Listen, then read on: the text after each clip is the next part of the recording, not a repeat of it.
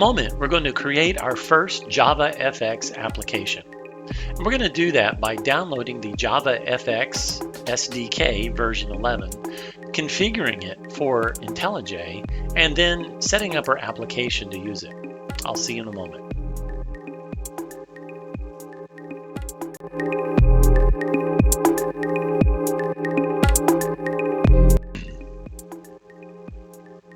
Okay, so we're going to download JavaFX 11, and JavaFX 11 requires JDK 11. And what you need to do to download this is go to the gluonhq.com products JavaFX page. You'll notice here that on this page they have a download for JavaFX 11 and for 14. One does not exist for version 13. So that means that we're going to be using for this tutorial JavaFX 11 and JDK 11. If you have not installed JDK 11 on your box, please go to the Oracle website and download the SDK for JDK 11. All right, now there are many different SDKs available here. There are some for Windows, Mac OS, and Linux, and you also know that there are these different JMods. What we're interested in is the Mac OS SDK, because I'm using a Mac. If you're using a Windows, please download the Windows version. We'll click on the download link, and that will kick off the download. And in a moment, I'll demonstrate how to install the JavaFX SDK. Okay, so we've downloaded the JavaFX SDK version 11, and now we need to store this in a place that's appropriate for us to use later. I'm going to store this in my home users directory, and you could do this as well on your Windows box. I recommend your users directory because you want to put it in a place that you're not going to easily delete. You may put it in your documents or something like that, and it may get deleted. In any case, we're going to create a directory. We're going to call this JavaLibs. And now I'm going to copy from my downloads the open JFX zip to my JavaLibs directory. We'll go into our JavaLibs directory, and we're going to unzip this.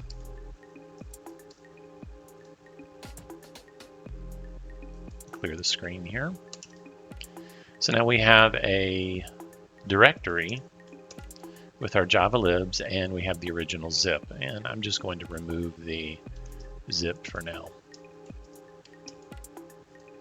Okay, now this same process you could do as well within Windows Explorer, unzipping the file and creating the directories and so forth. Now we'll move on to configuring IntelliJ how to use these JDKs and SDKs.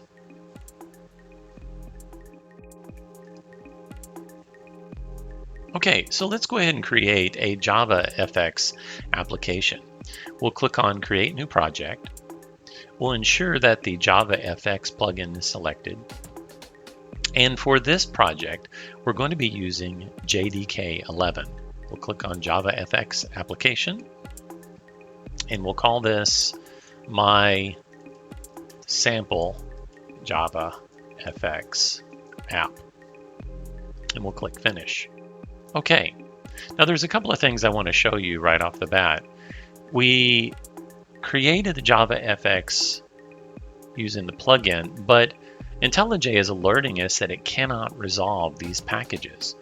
And that's because we have not imported the JavaFX libraries yet into our application. Now, there's a couple of ways that we can do this. What I want to do is we're just going to close our application for a moment. We'll come down to Configure.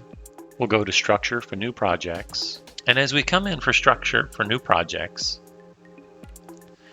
you'll notice that we have Java 11 selected. We need to make sure that the library language we're using is 11. We'll click on our global libraries. We'll click the plus symbol to add a new library. Click the type of library to be Java. We'll scroll in here inside of our home directory. We'll come down to the Java libs. We'll open up the Java libs, the JavaFx SDK, the lib folder, and then we'll select the libraries. And essentially what you need to select here is just the jar files. We'll click open. And we'll change the name of this to something more meaningful. I'm going to call it JavaFx 11. And then click OK. Now, if we go back to our application and we open it, we'll notice the project is unresolving those files. So we're going to right-click on the project header, go to Open Module Settings. We're going to make sure that for our project we are using 11 as the language, and that the language settings are also set to 11. This is very important because we are using JDK 11 for this project. We're going to come down to modules, and you'll see now that the sources and the dependencies are set to 11. If you don't have this done, your application will not work. And then I need you to go down to your global libraries. We're going to right click on this, and we're going to add this module, add this library to our modules. We'll click OK. We have our application we're going to add it to, and we'll click OK. Now, as we've done that, IntelliJ now resolves the dependencies for this project. At this point, if we tried to run this, it still would not work because we need to include something else. And this is where we'll have to right-click on the source, come down to Module Info. We're going to have to tell it that our project requires certain things. So we'll say requires JavaFX, and we're going to say fxml, and requires JavaFX controls. Okay, and because we have the sample package directory here, we're going to say opens sample. Now, if we go to our main and we click on this and say run project from the main, this will actually produce now the application for us. And there's our application.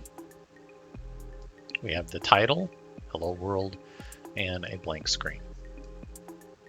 Now, in the next few videos, we're going to talk about how to add other elements to this, as well as we'll talk about what this fxml is. We'll also have discussions in future videos on how to use the Oracle Scene Builder. Okay, I'll see you then.